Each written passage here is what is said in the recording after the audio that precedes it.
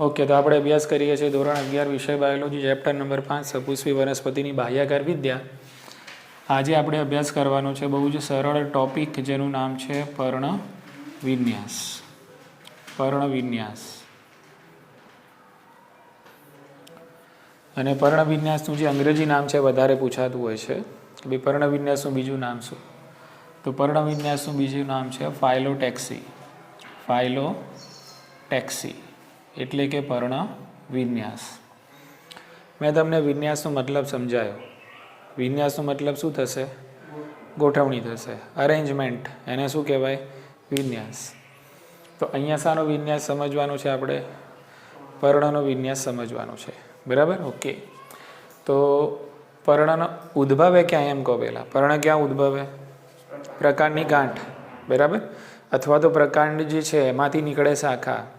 કાં તો એ શાખા પર પર્ણ ઉદ્ભવે, કાં તો પ્રકાંડની ગાંઠ પર ઉદ્ભવે. એટલે એની વ્યાખ્યા બની ગઈ કોની? પર્ણવિન્યાસની. પ્રકાંડની ગાંઠ અથવા તો પ્રકાંડમાંથી નીકળતી શાખા ઉપર પર્ણોની ગોઠવણીને પર્ણવિન્યાસ કહેવાય. પર્ણવિન્યાસ એટલે પર્ણોની ગોઠવણી, કે ભાઈ પર્ણો કઈ પેટર્નથી પ્રકાંડ ઉપર ગોઠવાયેલા હોય છે, અથવા તો પ્રકાંડમાંથી કોઈ શાખા નીકળે છે અને શાખા ઉપર પર્ણો કઈ રીતે ગોઠવાયેલા હોય છે, એને કહેવાય છે પર્ણવિન્યાસ. ખ્યાલ આવી ગયો? તો આપણે એની પહેલાં વ્યાખ્યા લખી દઈએ કે ભાઈ પર્ણવિન્યાસ એટલે શું. તો વ્યાખ્યામાં લખશું આપણે કે ભાઈ પ્રકાંડની ગાંઠ અથવા તેની શાખા પર થતી પર્ણોની ગોઠવણીને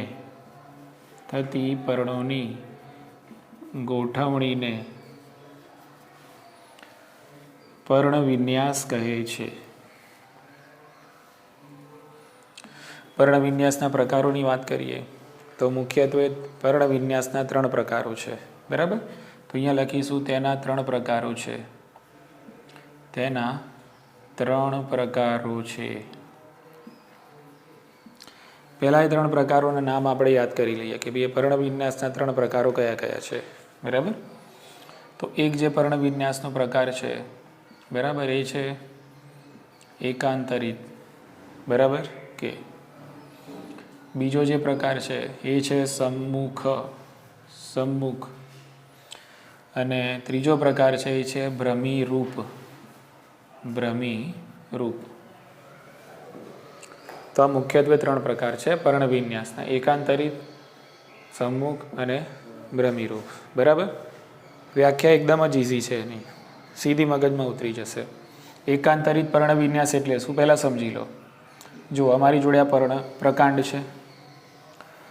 હવે તમે જોઈ શકો છો કે ભાઈ અહીંયા આ ડોટ કરું છું એ તમે એમ સમજી લો કે ભાઈ આ પ્રકાંડ ઉપર જોવા મળતી ગાંઠો છે, પ્રકાંડની ધરી ઉપર જોવા મળતી ગાંઠો છે. હવે એકાંતરિક પર્ણવિન્યાસ એટલે શું? તો એકાંતરિક પર્ણવિન્યાસ એટલે કે પ્રકાંડની દરેક ગાંઠ પરથી ફક્ત એક જ પર્ણનો ઉદ્ભવ થાય. પ્રકાંડની દરેક ગાંઠ ઉપરથી ફક્ત એક જ પર્ણ ઉદ્ભવે. એટલે દાખલા તરીકે અહીંયા આ ગાંઠ છે, એની અંદરથી આપણે અહીંયા એક જ પર્ણનો ઉદ્ભવ કરીએ છીએ. આ ગાંઠ છે એમાંથી એક જ પર્ણનો ઉદ્ભવ થાય છે. એ જ રીતે અહીંયાથી પણ એક જ પર્ણનો ઉદ્ભવ થાય છે. તો બસ આને શું કહેવાય? એકાંતરિત. ખ્યાલ આવી ગયો? અલ્ટરનેટ. શું કહેવાય આને? અલ્ટરનેટ. ખ્યાલ આવી ગયો? કે તો પ્રકાંડની દરેક ગાંઠ ઉપરથી ફક્ત એક જ પર્ણ ઉદ્ભવે તો આ પ્રકારના પર્ણવિન્યાસને શું કહીશું?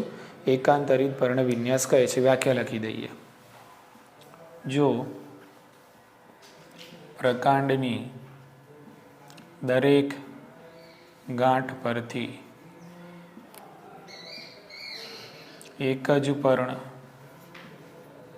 ઉદ્ભવે તો તેને એકાંતરિત પર્ણવિન્યાસ કહે છે.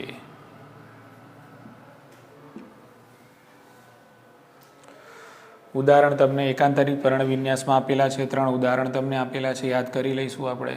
બરાબર? એક છે જાસૂદ, પછી આવે છે રાઈ, પછી આપેલું છે સૂર્યમુખી.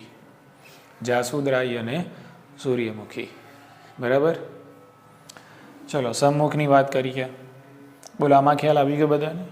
સિમ્પલ છે એકદમ. હા, કશું ના આવડે એવું છે જ નહીં. સમ્મુખ સીધો હિસાબ છે. જુઓ, સમ્મુખ એટલે જુઓ અહીંયા પ્રકારની દરેક ગાંઠ ઉપરથી આપણે કેટલા પર્ણો ઉદ્ભવ કર્યા? એક જ. હવે પ્રકારની દરેક ગાંઠ ઉપરથી સામ સામે બે પર્ણો ઉદ્ભવશે. કેટલા પર્ણો? સામ સામે બે. પ્રકાંડની દરેક ગાંઠ પરથી સામ સામે એક એક પર્ણ એટલે કે સામ સામે બે પર્ણો ઉદ્ભવે. ખ્યાલ આવી ગયો? તો એને શું કહેવાય? સમ્મુખ પર્ણ વિન્યાસ. આકૃતિ દોરીને સમજી લે એટલે સીધું મગજમાં ફિટ થઈ જશે. સમજી લો કે આ બધી પ્રકાંડની સપાટી ઉપર આવેલી ગાંઠો છે.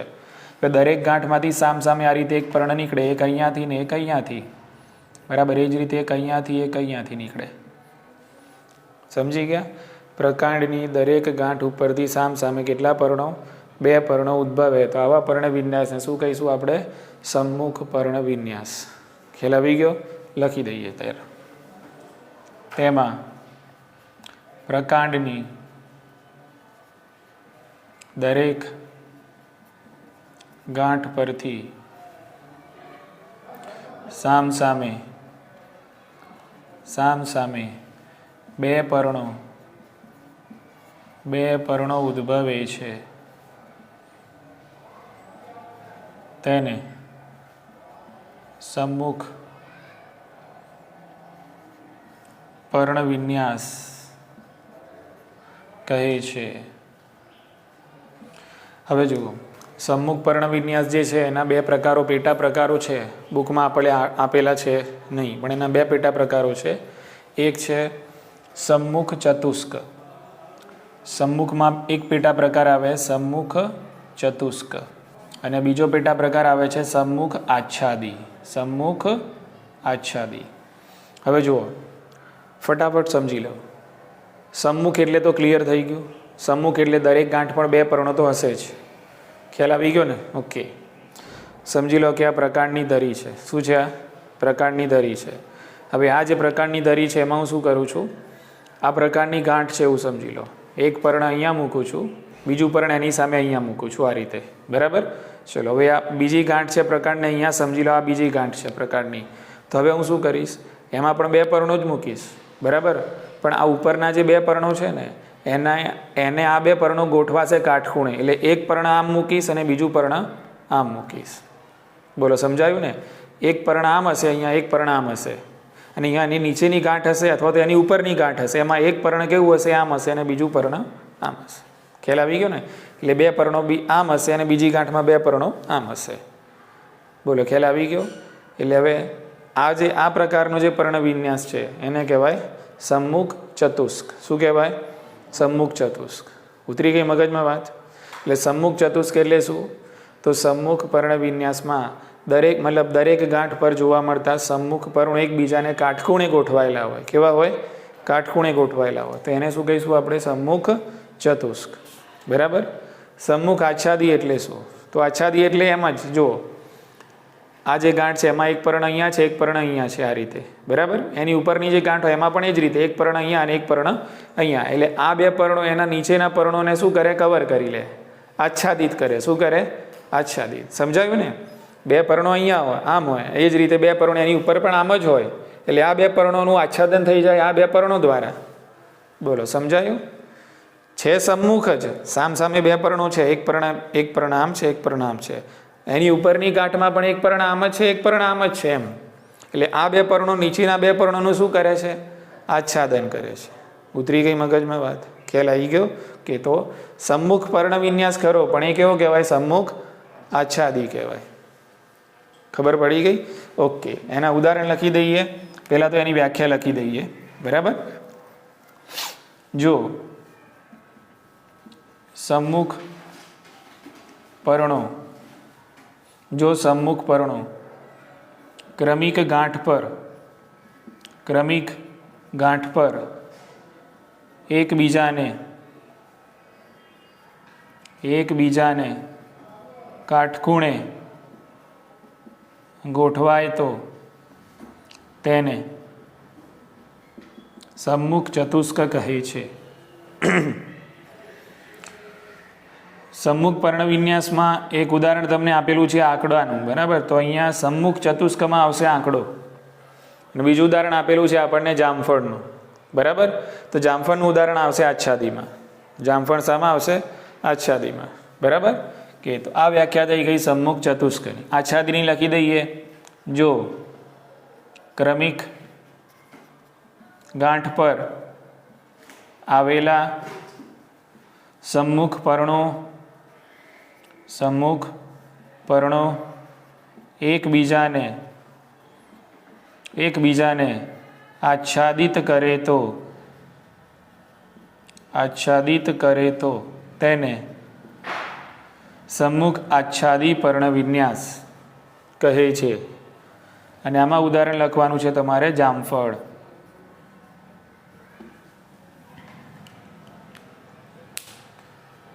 બોલો, સમજી ગયા? ખ્યાલ આવી ગયો કે? તો સમ્મુખ પર્ણવિન્યાસ એટલે પ્રકારની દરેક ગાંઠ ઉપરથી બે પર્ણો ઉદ્ભવે સામસામે, એને સમ્મુખ કહેવાય. અને દરેક ગાંઠ ઉપરથી ઉદ્ભવતા સમ્મુખ પર્ણો જો એકબીજાને કાટખૂણે ગોઠવાયેલા હોય તો પ્રકાર બનશે સમ્મુખ ચતુષ્ક. અને દરેક ગાંઠ ઉપરથી ઉદ્ભવતા સમ્મુખ પર્ણો એકબીજાને શું કરતા હોય? આચ્છાદિત કરતા હોય તો પ્રકાર થશે સમ્મુખ આચ્છાદી. બરાબર ને? સમ્મુખ ચતુષ્ક અને સમ્મુખ આચ્છાદી. ક્લિયર? ઉદાહરણ તમને આપેલા છે. એક આંકડો એ ચતુષ્કમાં આવશે અને જામફળ એ આચ્છાદીમાં આવશે. બોલો, કોઈ ડાઉટ આમાં? બરાબર. ચલો હવે ભ્રમિરૂપ. સિમ્પલ જ લોજિક છે. અહીંયા આપણે દરેક ગાંઠ ઉપરથી બે પર્ણો ઉદ્ભવ કરીએ છીએ, કાં તો એક પર્ણો ઉદ્ભવ કરીએ છીએ. હવે ઘણા બધા ઉદ્ભવ કરો. એક ગાંઠ ઉપરથી ઘણા બધા પર્ણોનો ઉદ્ભવ કરો. બરાબર, તો એને શું કહેવાય? ભ્રમિરૂપ કહેવાય. સિમ્પલ લોજિક છે. ચલો સમજી લઈએ. બરાબર ને? તો આ છે પ્રકાંડની ગાંઠ. બરાબર, તો આ જે પ્રકાંડ છે એની ગાંઠ ઉપરથી તમે જોઈ શકો છો આ રીતે બે નહીં પણ ઘણા બધા પર્ણોનો આપણે ઉદ્ભવ કરી શકીએ છીએ. બરાબર, તો આને શું કહેવાય? ભ્રમિરૂપ. અને ભમરડાની માફક આપણને પર્ણો ગોઠવાયેલા જોવા મળે તો એને શું કહીશું? ભ્રમિરૂપ. બરાબર. ઉદાહરણ છે સપ્તપર્ણી. શું છે? સપ્તપર્ણી. એટલે દરેક ગાંઠ ઉપર કેટલા પર્ણો હોય? 7 પર્ણો હોય. એટલા માટે એને કહીએ છીએ આપણે સપ્તપર્ણી. બરાબર. વ્યાખ્યા લખી દઈએ. તેમાં દરેક ગાંઠ પરથી 2 કરતાં વધારે પર્ણો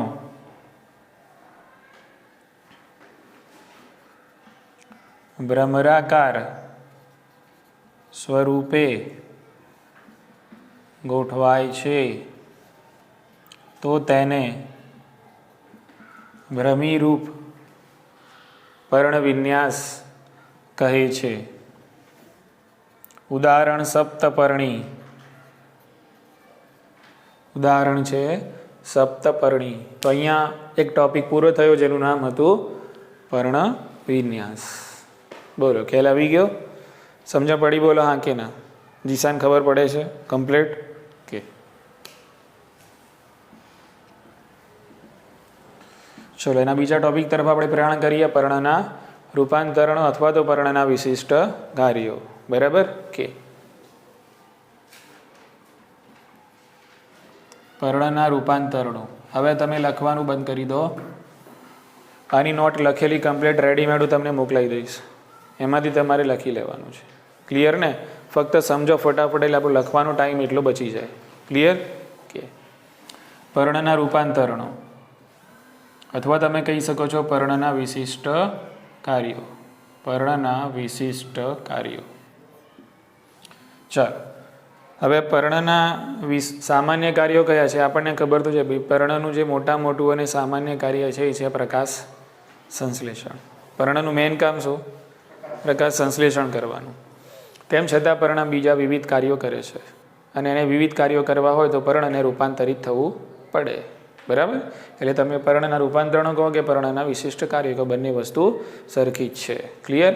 ચાલો સૌ પ્રથમ જે કાર્ય છે ફટાફટ સમજી લઈએ, મગજમાં ઉતારી લઈએ. ઓકે, તો પર્ણ જે પહેલું કાર્ય કરે છે એ છે વિશિષ્ટ કાર્ય જે કરે છે એ છે ખોરાક સંગ્રહ. તો આવું કાર્ય આપણે દરેકમાં જોયું. મૂળ પણ કરે છે ખોરાક સંગ્રહ, પ્રકાંડ પણ કરે છે વિશિષ્ટ કાર્યમાં ખોરાક સંગ્રહ, અને પર્ણ પણ કરે છે ખોરાક સંગ્રહ. બરાબર ને? ઓકે, તો આની અંદર યાદ શું રાખવાનું છે કે ભાઈ દાખલા તરીકે ડુંગળી, એ જ રીતે લસણ. તો ડુંગળી અને લસણ જેવી વનસ્પતિમાં તમે જોશો તો એના પર્ણની અંદર ખોરાકનો સંગ્રહ થયેલો હોય છે. એટલે ડુંગળી અને લસણમાં પર્ણમાં ખોરાકનો સંગ્રહ થશે. પર્ણમાં ખોરાકનો સંગ્રહ થશે એટલે પર્ણનો આકાર કેવો થશે? બદલાશે. બરાબર? ઓકે. અને એ જે રચના છે કે જેમાં પર્ણમાં ખોરાકનો સંગ્રહ થાય છે એ રચનાને આવરિત કંદ કહે છે. શું કહીશું આપણે એને? આવરિત કંદ. બધું તમને મોકલાય, ચિંતા ના કરતા, અહીંયા ખાલી ફક્ત સમજી લો. બરાબર? તો પહેલાં પર્ણ કયું કાર્ય કરે છે? ખોરાક સંગ્રહનું કાર્ય કરે છે. ઉદાહરણ તરીકે એમાં શું લખવાનું? ડુંગળી અને લસણ. તો ડુંગળી અને લસણ જેવી વનસ્પતિમાં, બરાબર, સમજી લો કે આ છે ભૂમિગત પ્રકાંડ. શું છે આ? ભૂમિગત પ્રકાંડ. ભૂમિગત પ્રકાંડની ટોચે આ રીતે પર્ણો છે. આ પર્ણો બધા તમે જોઈ શકો છો. પર્ણોની આ ગોઠવવાની જે પેટર્ન છે ને, આ પેટર્નને કહેવાય કેન્દ્રાભિસારી. શું કહેવાય? કેન્દ્રાભિસારી. બરાબર? તો ડુંગળી જેવી વનસ્પતિમાં પર્ણો કેન્દ્રાભિસારી પ્રકારે ગોઠવાયેલા હોય છે. બરાબર કે? હવે આ પર્ણો જે છે એનો નીચેનો ભાગ એટલે આપણે શું કહીએ છીએ? પર્ણતલ. શું કહીએ છીએ આપણે? પર્ણતલ. તો અહીંયા જે ખોરાકનો જે સંગ્રહ છે એ પર્ણના કયા ભાગમાં થાય? તો ખોરાકનો સંગ્રહ થાય છે પર્ણના કયા ભાગમાં? પર્ણતલમાં થાય છે. એટલે પર્ણતલ શું કરે છે? ખોરાકનો સંગ્રહ કરીને માસલ અને દળદાર બને છે. એટલે અહીંયા અંદરનો જે ભાગ છે આપણને કેવો જોવા મળશે? માસલ અને દળદાર. બોલો, ખ્યાલ આવી ગયો? ઓકે. એટલે અંદરની તરફ આવેલા જે પર્ણો છે ખોરાકનો સંગ્રહ કરીને માસલ અને દળદાર બને છે. બાકી ઉપર અને બહાર તરફના જે પર્ણો છે તમને શુષ્ક અને ફોતરા જેવા લાગે છે. બરાબર? તો આ રીતે પર્ણમાં પણ ખોરાકનો સંગ્રહ થાય છે. તો આ પ્રકારની જે પર્ણની ખોરાક સંગ્રહી રચના છે એને શું કહીશું આપણે? આવરિત કંદ કહે છે. ખ્યાલ આવી ગયો ને? મુદ્દો શું છે સમજી લો. પર્ણ વિશિષ્ટ કાર્ય કરે છે, ખોરાક સંગ્રહ. ઉદાહરણ છે ડુંગળી અને લસણ. બરાબર? પર્ણમાં ખોરાકનો સંગ્રહ કયા ભાગમાં થાય? તો પર્ણમાં ખોરાકનો સંગ્રહ ક્યાં થાય? પર્ણતલમાં થાય. બરાબર? ઓકે. અને આ પ્રકારની ખોરાક સંગ્રહી પર્ણની જે રચના છે એને આવરિત કંદ કહે છે. બુકમાં ફક્ત એટલું જ આપેલું છે કે ભાઈ કેટલીક વનસ્પતિ, દાખલા તરીકે ડુંગળી અને લસણ જેવી વનસ્પતિના પર્ણમાં ખોરાકનો સંગ્રહ થાય છે. વાત પૂરી થઈ ગઈ. બુકમાં આટલું જ છે. બરાબર? એટલે આપણે એક્સ્ટ્રામાં યાદ રાખવાનું કે ભાઈ પર્ણતલમાં ખોરાકનો શું થાય? સંગ્રહ. પર્ણમાં ખરો, પણ પર્ણનો કયો ભાગ? પર્ણતલમાં ખોરાકનો સંગ્રહ થાય છે. એટલે આ પ્રકારની રચનાને શું કહેવાય? આવરિત કંદ કહે છે. ચલો બીજું કાર્ય ફટાફટ જોઈ લઈએ આપણે. તો બીજું કાર્ય છે આરોહણ. બીજું કાર્ય કયું છે? આરોહણ. ફટાફટ સમજી લો, મગજમાં ઉતારી લો. આરોહણ એટલે શું? તો પર્ણનો કોઈ ભાગ અથવા તો પર્ણ એ સૂત્રમય રચનાઓની અંદર પરિણમે, કુંતલાકાર રચનાઓની અંદર પરિણમે. આપણે પ્રકારના વિશિષ્ટ કાર્યોમાં જોઈ ગયા, તમને યાદ હોય તો. પ્રકારના વિશિષ્ટ કાર્યોમાં આપણે જોઈ ગયા કે ભાઈ પ્રકાંડ ઉપર આવેલી જે કક્ષકલિકા હતી એ કક્ષકલિકા કેવી બને? આ રીતે સૂત્રમય અને કુંતલમય બને. બરાબર? અને એ કુંતલમય જે સૂત્રમય રચના હતી એ બીજા આધાર સાથે વીંટળાય અને વનસ્પતિને આરોહણમાં મદદ કરે. ખબર પડી? હા કે ના એમ કહો. આપણે શું કરવું છે? આરોહણ કરવું છે. બરાબર ને?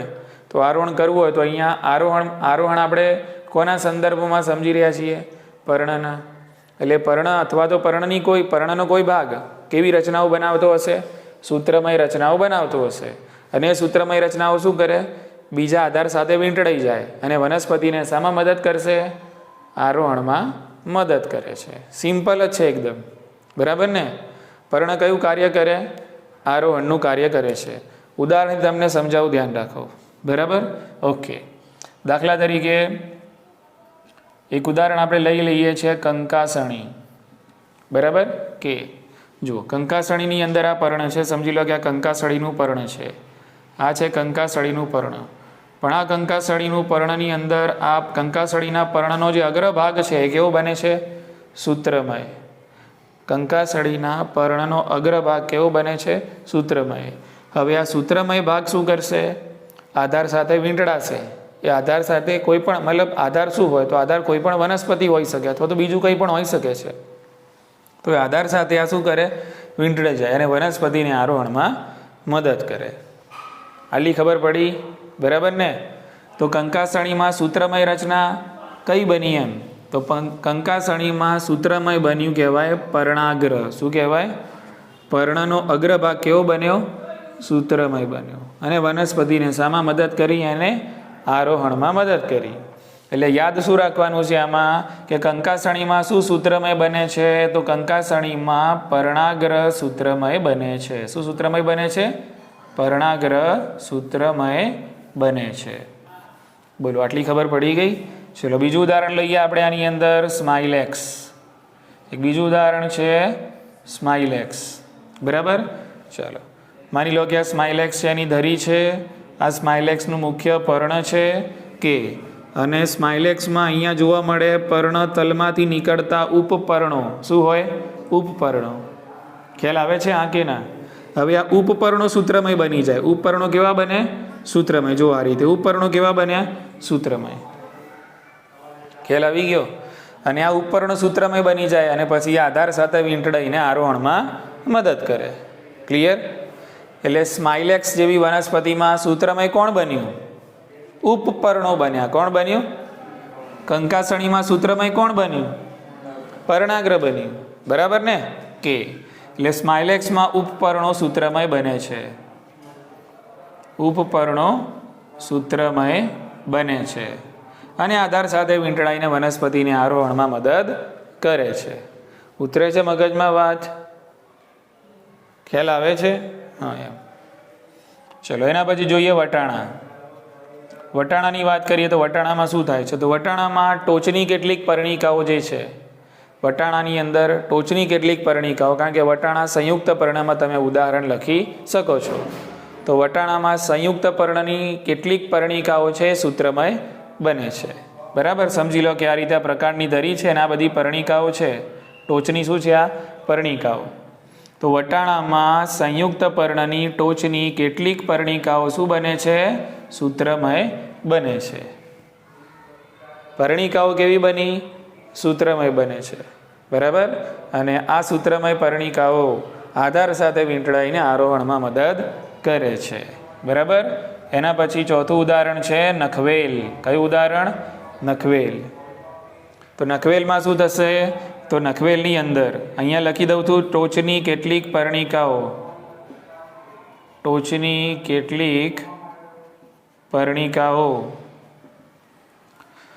નખવેલમાં શું થશે? તો સમજી લો કે આ નખવેલ છે, આ ટોચની 3 પર્ણિકાઓ છે. ટોચની કેટલી? 3 પર્ણિકાઓ છે. તો નખવેલમાં સ્પષ્ટ લખવાનું, હા, ટોચની 3 પર્ણિકાઓ. શું લખવાનું? ટોચની 3 પર્ણિકાઓ.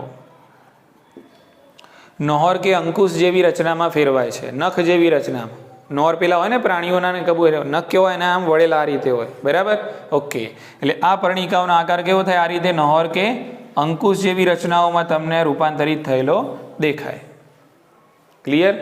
અને આ રચનાઓ હવે આધાર સાથે વીંટળાઈને આરોહણમાં મદદ કરે. તો આ કાર્ય થયું કોના દ્વારા થયું? કહો. પર્ણ દ્વારા થયું ને? પર્ણમાં એટલે પર્ણની રચનાઓ કેવી બની? સૂત્રમય બની. સમજાવ્યું કે નહીં? પર્ણની રચનાઓ સૂત્રમય બની અને એ રચનાઓ સૂત્રમય બનીને વનસ્પતિને શામાં મદદ કરી? આરોહણમાં મદદ કરી. ઇઝી છે? કંકાસણીમાં શું સૂત્રમય બને? પર્ણાગ્ર સૂત્રમય બને. સ્માઇલેક્સમાં શું સૂત્રમય બને? ઉપપર્ણો સૂત્રમય બને. વટાણામાં ટોચની કેટલીક પર્ણિકાઓ અને નખવેલની અંદર ટોચની 3 પર્ણિકાઓ નોહર કે અંકુશ જેવી રચનામાં ફેરવાય, આધાર સાથે વીંટળાય અને વનસ્પતિને આરોહણમાં મદદ કરે. ઇઝી? બરાબર? ચલો ત્રીજા નંબરની અંદર જોઈ લઈએ રક્ષણ. ફટાફટ ધ્યાન આપજો. રક્ષણ. ચલો હવે રક્ષણ કરવું હોય, બરાબર, તો કેવી રચના બનાવવી પડે? કાંટા જેવી રચના બનાવવી પડે ને. એટલે આમાં આરોહણ કરવું હતું તો પર્ણ અથવા તો પર્ણની કોઈ રચનાને આપણે સૂત્રમય બનાવી. હવે આપણે રક્ષણ કરવું છે તો પર્ણ અથવા તો પર્ણની કોઈ રચનાને શું બનાવશું? કંઠમય બનાવશું. શું બનાવશું? કંઠમય. કાંટા જેવી બનાવવાની. એટલે વનસ્પતિની શું થઈ જાય? રક્ષા થઈ જાય. ઉતરે છે મગજમાં વાત? કાંટા પેદા કરવાના પર્ણમાંથી અથવા તો પર્ણની કોઈ રચના કેવી બને? કાંટા જેવી તીક્ષ્ણ અને અણીદાર બને અને ચરતા પ્રાણીઓ સામે વનસ્પતિનું શું થાય? રક્ષણ થાય. ખ્યાલ આવી ગયો? ઓકે. તો એની અંદર એક ઉદાહરણ છે બાબો. કયું ઉદાહરણ છે? બાબો. બાબો એટલે બા એટલે બાવળ. બા એટલે શું છે? બાવળ. ને બો એટલે બોરડી. તો બાવળ અને બોરડી. ઉદાહરણ છે. બાવળ અને બોરડી જેવી વનસ્પતિની અંદર તીક્ષ્ણ અને અણીદાર રચનામાં પર્ણનો કયો ભાગ રૂપાંતરિત થાય છે? બરાબર. તો બાવળ અને બોરડીની અંદર ઉપપર્ણો કંઠમય બને છે. શું બનશે? ઉપપર્ણો કંઠમય બને છે. સમજી લો કે આ રીતે આ બરાબર. ઓકે, આ પર્ણ છે, પણ અહીંયા ઉપપર્ણો જે હોય ને ઉપપર્ણો આ રીતે તીક્ષ્ણ રચના ધારણ કરે, કાંટા જેવી રચના ધારણ કરે. બોલો, ખ્યાલ આવી ગયો ને? ઉપપર્ણો હવે કેવા બની ગયા? કાંટા જેવી રચનામાં રૂપાંતરિત થયા. એટલે અહીંયા ઉપપર્ણો કંઠમય બને છે. ઇઝી? ઓકે, તો આ બે ઉદાહરણ યાદ રાખજો, કયા? બાવળ અને બોરડી. બરાબર. ચલો બીજું ઉદાહરણ, રક્ષણની અંદર જ બીજું ઉદાહરણ છે રામબાણ. કયું ઉદાહરણ છે? રામબાણ. તો રામબાણ વનસ્પતિ તમે જોયું ને તો એનું જે પર્ણનો અગ્રભાગ હોય ને, આ પર્ણનો અગ્રભાગ જ આમ તીક્ષ્ણ, આમ તલવાર જેવો હોય. બરાબર ને? એટલે એમાં અણીદાર શું બને છે? તો પર્ણાગ્ર. શું બને છે? અણીદાર પર્ણાગ્ર. તો રામબાણ જેવી વનસ્પતિમાં પર્ણનો અગ્રભાગ તીક્ષ્ણ અણીદાર રચનામાં ફેરવાય છે. એટલે પર્ણનો અગ્રભાગ બને છે કંઠમય અને વનસ્પતિને ચરતા પ્રાણીઓ સામે રક્ષણ આપે છે. ઉતરી ગઈ મગજમાં વાત? એટલે યાદ આ રાખવાનું છે. રામબાણમાં શું કંઠમય બને છે? તો પર્ણાગ્ર કંઠમય બને છે. ચલો ત્રીજું ઉદાહરણ જોઈ લઈએ. ફાફડાથોર. ફાફડાથોર જેને તમે કહો છો કેક્ટસ. બધા જાણીએ છીએ આપણે કે ભાઈ ફાફડાથોર એ શુષ્ક પ્રદેશમાં ઉગતી વનસ્પતિ, રણ પ્રદેશમાં ઉગતી વનસ્પતિ. બરાબર, પહેલા ધોરણમાં આવતું હશે કદાચ. ઓકે, તો ફાફડાથોર છે એનું તમે પિક્ચર લે કે ફાફડાથોર જોયેલું બી હશે તમે. બરાબર, કે ફાફડાથોરની અંદર તમે જુઓ તો આવા જાડા જાડા પર્ણો હોય, પણ અસલમાં પર્ણો નથી. આ શું છે? પ્રકાંડનું રૂપાંતરણ છે. પ્રકાંડ કેવું બની ગયું? પર્ણ જેવું બની ગયું. અને તમે જોયું હોય એની ઉપર, તો એની ઉપર જ આ રીતે કાંટે કાંટા હોય. બોલો, ખ્યાલ આવી ગયો? એટલે ફાફડાથોરમાં શું થાય? આખે આખું પર્ણ જ કંઠમય બની જાય. આખું પર્ણ કેવું બની જાય? કંઠમય બની જાય. બરાબર કે? અને આ રીતે વનસ્પતિનું થાય છે રક્ષણ. ઉતરી ગઈ મગજમાં વાત? એટલે અહીંયા શું થયું? પર્ણે કયું કાર્ય કર્યું? રક્ષણનું કાર્ય કર્યું. બહુ સિમ્પલ વસ્તુ છે. બોલો, સમજ પડી ને? પર્ણ રક્ષણનું પણ કાર્ય કરે છે. કઈ રીતે? તો પર્ણ અથવા તો પર્ણની કોઈ રચના કેવી બને છે? કંઠમય બને છે અને રક્ષણનું કાર્ય કરે છે. બાવળ બોરડીમાં શું કાંટા જેવું બને? ઉપપર્ણ. રામબાણમાં શું કાંટા જેવું બને? પર્ણાગ્ર. ફાફડાથોરમાં તો આખું સમગ્ર પર્ણ જ કેવું બની જાય? કાંટા જેવું બની જાય. ક્લિયર ને? અને આ રીતે ચરતા પ્રાણીઓ સામે મળે શું? રક્ષણ. બરાબર. ચાલો એના પછી ચોથા નંબરની અંદર જોઈએ છે આપણે પ્રકાશ સંશ્લેષણ. પ્રકાશ સંશ્લેષણ મુદ્દો પૂરો થવાની તૈયારીમાં છે, ધ્યાન રાખો. પ્રકાશ સંશ્લેષણ. તમે કહો સર પ્રકાશ સંશ્લેષણ તો પર્ણ કરે જ ને, આમાં શું વિશિષ્ટતા છે? આમાં કોઈ વિશિષ્ટતા ખરી? પણ આપણે આને શામાં લખીએ છીએ? વિશિષ્ટ કાર્યોમાં. હવે પર્ણના ત્રણ ભાગ આપણે જોયા ને.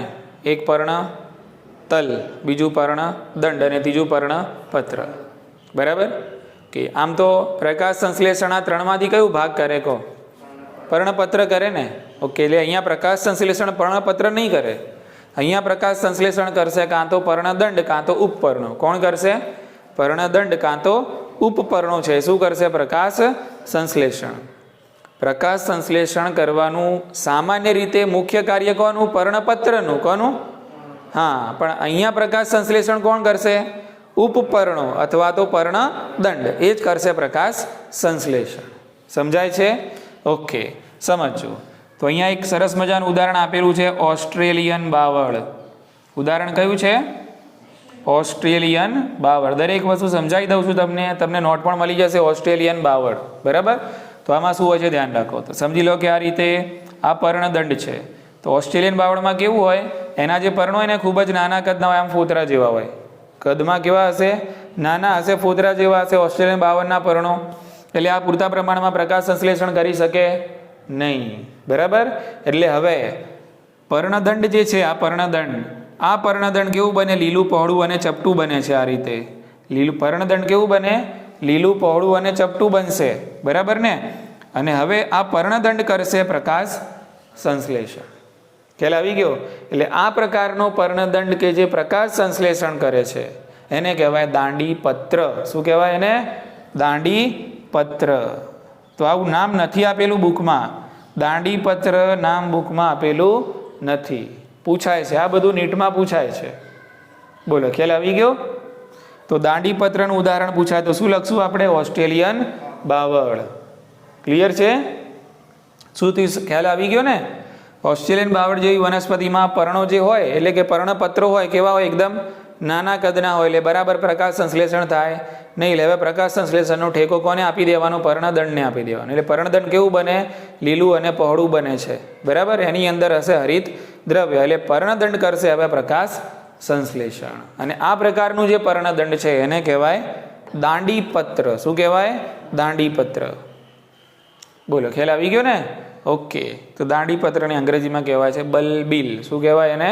બલ્બિલ. ક્લિયર? ઓકે. બીજું ઉદાહરણ જોઈ લઈએ આની અંદર જ પ્રકાશ સંશ્લેષણમાં વટાણા. એક બીજું ઉદાહરણ છે કયું? વટાણા. તો વટાણાની અંદર પણ સમજી લો કે આ રીતે જ ધ્યાન રાખજો. બરાબર? આ પર્ણ છે. ક્લિયર ને? કે હવે અહીંયા પણ તમને જોવા મળશે ઉપપર્ણો. એટલે વટાણાની અંદર શું થશે? હવે ઉપપર્ણો છે એને એ લીલા પહોળાને ચપટા પર્ણ જેવા બનશે. ઉપપર્ણો કેવા બનશે? હવે પર્ણ જેવા ઉપપર્ણો પર્ણ જેવા બનશે અને એ કરશે પ્રકાશ સંશ્લેષણ. બોલો ખ્યાલ આવી ગયો? સમજો હવે આ પ્રકારના પર્ણો એટલે કે આ પ્રકારના ઉપપર્ણો કે જે પર્ણ જેવી રચનામાં ફેરવાય છે અને પ્રકાશ સંશ્લેષણ કરે છે એને કહેવાય પર્ણ સદસ્ય ઉપપર્ણ. શું કહેવાય એને? આપણે એક આવું જ જોયું હતું, પર્ણ સદસ્ય પ્રકાંડ. ફાફડા થોરમાં જોયું હતું શું? પર્ણ સદસ્ય પ્રકાંડ. પર્ણના જેવું પ્રકાંડ હતું. અહીંયા પર્ણના જેવા શું છે? ઉપપર્ણો છે. એટલે શું કહેવાય? ઉપપર્ણ. પર્ણ સદસ્ય ઉપપર્ણ. ઓકે. એટલે આ થઈ ગયું પર્ણ. હા, પર્ણ સદસ્ય ઉપપર્ણ. બોલો ખ્યાલ આવી ગયો? એટલે પર્ણ સદસ્ય ઉપપર્ણ. પર્ણના જેવા ઉપપર્ણો એટલે ઉપપર્ણો કેવા બને? લીલા પહોળા અને ચપટા પર્ણ જેવા બને અને કરશે પ્રકાશ સંશ્લેષણ. એટલે આમાં ઓસ્ટ્રેલિયન બાવળમાં કોણ પ્રકાશ સંશ્લેષણ કરે છે? દાંડીપત્ર. એટલે પર્ણદંડ કરે છે. કોણ કરે છે? પર્ણદંડ કરે છે. જ્યારે વટાણાની અંદર કોણ કરે છે પ્રકાશ સંશ્લેષણ? ઉપપર્ણો કરે છે. ખ્યાલ આવી ગયો? ઓકે. પર્ણનું જે છેલ્લું કાર્ય છે વિશિષ્ટ કાર્ય છે. બરાબર? એ છે નંબર 5 અને એ કાર્ય છે કીટ ભક્ષણ. કીટ ભક્ષણ. હા મિત્રો, હવે કીટકો વનસ્પતિનું ભક્ષણ કરે એ તો આપણે સામાન્ય માનવા જોગ વાત છે, પણ અહીંયા વનસ્પતિ કીટકોનું ભક્ષણ કરશે અને એના માટેનું માધ્યમ બનશે પર્ણ. બરાબર? તો કેટલીક વનસ્પતિ કેવી હોય છે? કીટભક્ષી હોય છે અને કીટભક્ષી વનસ્પતિ પર્ણના માધ્યમથી કીટકોનું ભક્ષણ કરે છે. સમજી લો કે આ પર્ણ છે, આ પ્રકારનું પર્ણ છે આ રીતે. બરાબર? પર્ણ આમ ખુલ્લું છે અત્યારે હાલ. પર્ણની અંદર આ સમજી લો કીટક છે. કીટક તો આ પર્ણની અંદર એન્ટર થાય છે. હવે આ જે પર્ણ છે એ આ રીતે ક્લોઝ થઈ જશે આમ. એટલે આ રીતે અંદર કીટકનું શું થઈ જશે? પાચન અને ભક્ષણ. બરાબર? કે તો પર્ણનું એક વિશિષ્ટ કાર્ય આ પણ છે કીટ ભક્ષણ. એની અંદર સરસ મજાના 2 ઉદાહરણ આપણને આપેલા છે, યાદ રાખશું. બરાબર? કે તો એક જે ઉદાહરણ છે તમને આપેલું છે એ છે કળશ પર્ણ. કળશ પર્ણ. બરાબર? જેમાં કળશ એટલે કે જેમાં પર્ણ છે કેવું બને? કળશ જેવું બને. પર્ણ કળશ જેવી રચનામાં રૂપાંતરણ પામે. બરાબર? અંગ્રેજી નામાનું યાદ રાખજો જે આપેલું છે. બરાબર? Picture plant. આને કહેવાય છે પીચર પ્લાન્ટ. ક્લિયર? બીજું ઉદાહરણ જે આપેલું છે એ છે મક્ષીપાસ. મક્ષીપાસ. બરાબર? કે અને મક્ષીપાસને અંગ્રેજીમાં કીધું છે Venus fly trap. Venus fly trap. ખ્યાલ આવી ગયો? અને એ જ રીતે ત્રીજું ઉદાહરણ તમે એડ કરી શકો છો અર્કજવર. અર્કજવર જેમાં પર્ણ ફુગ્ગા જેવી રચનામાં ફેરવાય છે. પર્ણ ફુગ્ગા જેવી રચનામાં ફેરવાય છે. તો મિત્રો મુદ્દો શું છે સમજો તમે કે પર્ણ જે છે કીટભક્ષણનું કાર્ય પણ કરે છે અને કેટલીક વનસ્પતિ કીટભક્ષી હોય છે. દાખલા તરીકે વનસ્પતિના ઉદાહરણ ખાસ યાદ રાખવાના છે, નીટની પરીક્ષાઓમાં પૂછાઈ ગયેલા છે કીટ ભક્ષણનું કાર્ય કરે છે. એક વનસ્પતિનું નામ કળશપર્ણ પીચર પ્લાન્ટ યાદ રાખજો. બીજી વનસ્પતિ છે મક્ષીપાસ અને ત્રીજી છે અર્કજવર. અને કળશપર્ણમાં પર્ણ કળશ જેવું બને છે, અર્કજવરમાં પર્ણ કેવું બને છે, ફુગ્ગા જેવું બને છે. અને આ રીતે પર્ણ છે કીટ ભક્ષણનું પણ કાર્ય કરે છે. ઠીક છે મિત્રો? ઓકે, તો આટલું પર્ણના રૂપાંતરણોમાં આપણે યાદ રાખશું. બરાબર? તો એકવાર ફટાફટ બરાબર મુખ્ય સમાચાર તરીકે આ વસ્તુને આપણે અભ્યાસ કરી લઈએ. તો પર્ણના રૂપાંતરણો એટલે કે પર્ણ રૂપાંતરિત થાય છે અને વિશિષ્ટ કાર્યો કરે છે. પહેલું કાર્ય કયું? ખોરાક સંગ્રહ. બીજું કાર્ય આરોહણ છે. ત્રીજું કાર્ય રક્ષણ. ચોથું કાર્ય પ્રકાશ સંશ્લેષણ. અને પાંચમું કાર્ય છે કીટ ભક્ષણ. તો આ 5 કાર્યો ખાસ યાદ રાખજો. ખોરાક સંગ્રહ તો ડુંગળી અને લસણ જેવી વનસ્પતિમાં પર્ણના સામા પર્ણતલમાં ખોરાકનો સંગ્રહ થાય છે અને એ પ્રમાણે પર્ણ રૂપાંતરિત થતું હોય છે, જેને આવૃત કંદ તરીકે ઓળખવામાં આવે છે. આરોહણ તો 4 સરસ મજાના ઉદાહરણ યાદ રાખજો અને આ વસ્તુ જોડકા સ્વરૂપે પૂછાતી હોય છે. તો કંકાસણીમાં પર્ણાગ્ર સૂત્રમય બને છે, સ્માઇલેક્સમાં ઉપપર્ણો સૂત્રમય બને છે, વટાણામાં ટોચની કેટલીક પર્ણિકાઓ છે સૂત્રમય બને છે અને નખવેલમાં ટોચની 3 પર્ણિકાઓ નખ કે નોર કે અંકુશ જેવી રચનામાં ફેરવાઈને વનસ્પતિ એટલે કે આધાર સાથે વીંટળાઈને વનસ્પતિને આરોહણમાં મદદ કરે છે. નંબર 3 રક્ષણ. તેમાં એક ઉદાહરણ યાદ રાખશું. બાવળ અને બોરડીમાં પર્ણના ઉપપર્ણો જે હોય, પર્ણના ઉપપર્ણો એ તીક્ષ્ણ અને અણીદાર કંટક જેવી રચનામાં રૂપાંતરણ પામે છે, જેને પર્ણકંઠ તરીકે ઓળખવામાં આવે છે. તો બાવળ અને બોરડીમાં ઉપપર્ણો કેવા બને છે? કાંટા જેવા કંઠમય બને છે. રામબાણમાં પર્ણનો જે અગ્રભાગ છે એટલે કે જેને આપણે કહીએ છીએ પર્ણાગ્ર, એ કેવું બને છે? કંઠમય બને છે. અને ફાફડા થોરમાં તમે જોયું જ હશે, ફાફડા થોરમાં જે પર્ણ છે અસલમાં એ પ્રકાંડ છે અને એટલું જાડું પ્રકાંડ અને એના ઉપર પ્રકાંડ લાગશે પર્ણ જેવું, આમ હાથ જેવું લાગશે પ્રકાંડ પર્ણ જેવું જાડું, એના ઉપર જ તમને એની સપાટી ઉપર જ કાંટે કાંટા જોવા મળે. એટલે આખું પર્ણ ફાફડા થોરનું સામા રૂપાંતરિત થાય છે. હા, તો કંઠમય બને છે. એટલે સમગ્ર પર્ણ કાંટામાં રૂપાંતરિત થાય છે અને આ રીતે પોતાની સપાટી ઉપર પર્ણ અને એની રચનાઓ દ્વારા તીક્ષ્ણ અણીદાર રચનાઓ પેદા થતી હોય છે, જે વનસ્પતિને ચરતા પ્રાણીઓ સામે રક્ષણ આપે છે. પ્રકાશ સંશ્લેષણ. પ્રકાશ સંશ્લેષણમાં એક ઉદાહરણ યાદ રાખશું મિત્રો આપણે, ઓસ્ટ્રેલિયન બાવળ. તેમાં શું હોય છે?